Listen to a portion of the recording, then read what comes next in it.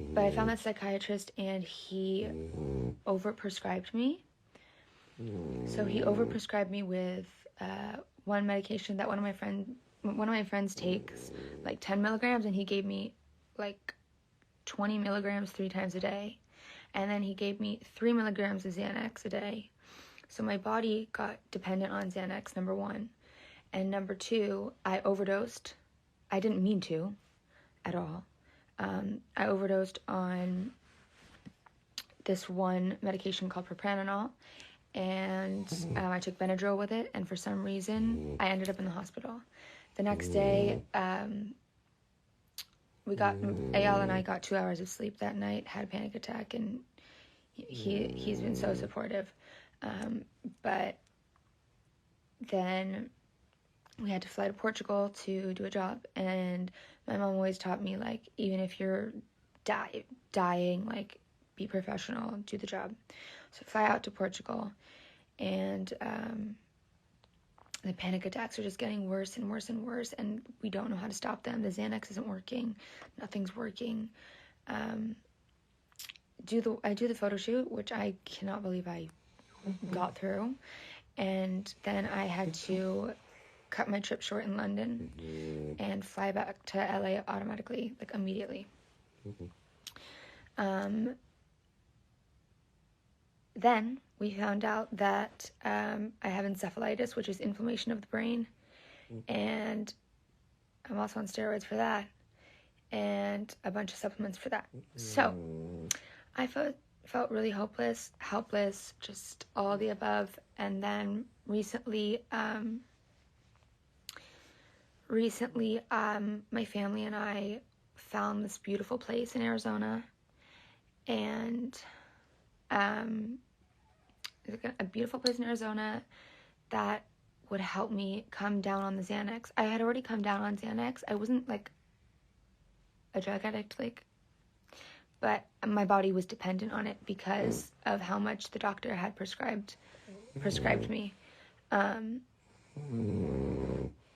No, this is not all from the vaccine. I think these were underlying things, but I think the vaccine may have triggered it. I'm not a doctor, but that's my theory.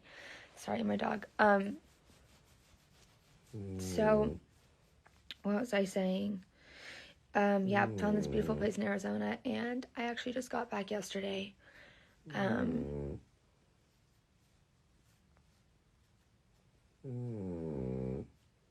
really sad because I thought this place was gonna be like a place to like cure me, just cure everything, help me, and it would just be a place I could relax. And like my Lyme, my Epstein-Barr, pandas, everything got to the point where sometimes I couldn't even walk to the toilet. I'm not trying to be dramatic, I'm just being honest. Like my agent would call me and say, like, you need to do this, and I'm like, I physically and mentally can't. Like, I'm not present, and my body just can't do it, can't handle it, even on an Instagram post. Girly.